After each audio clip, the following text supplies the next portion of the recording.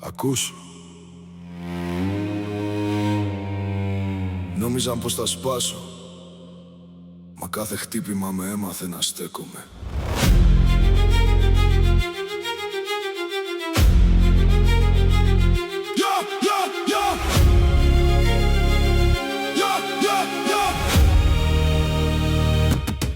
Γέλια πίσω απ' την πλάτη, λόγια σαν μαχαίρια.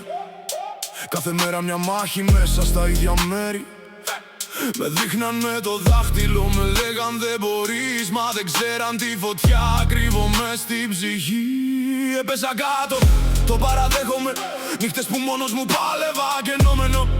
Μα κάθε πληγή έγινε σημάδι πολέμου, και κάθε σημάδι με έφερε πιο κοντά στο εαυτού μου το θρόνο.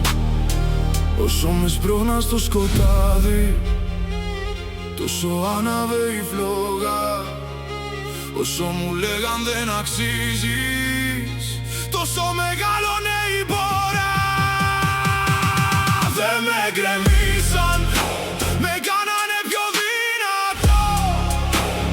Κάθε φορά που με χτυπούσαν, σήκωνα πιο ψηλά το κεφάλι.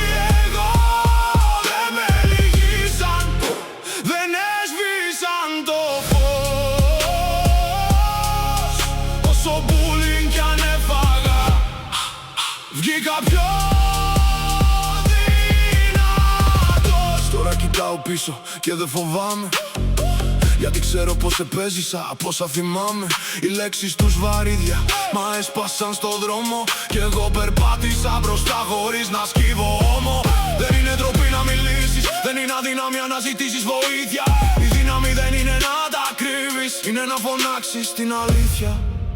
Ανεβαίνω, δεν γυρνάω, δεν σωπαίνω, δεν λυγάω, δεν λυγάω.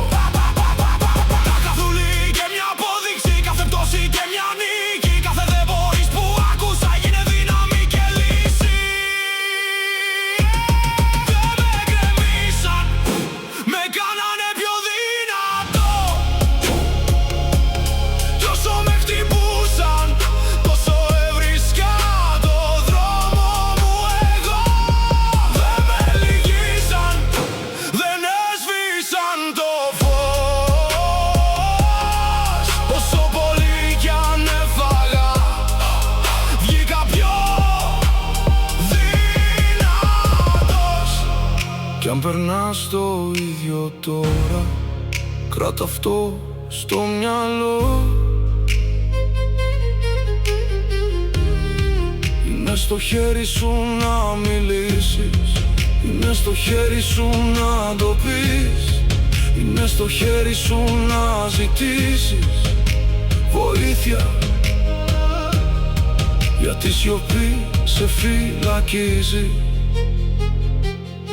αλλά η φωνή σου σε ελευθερώνει, και στο τέλος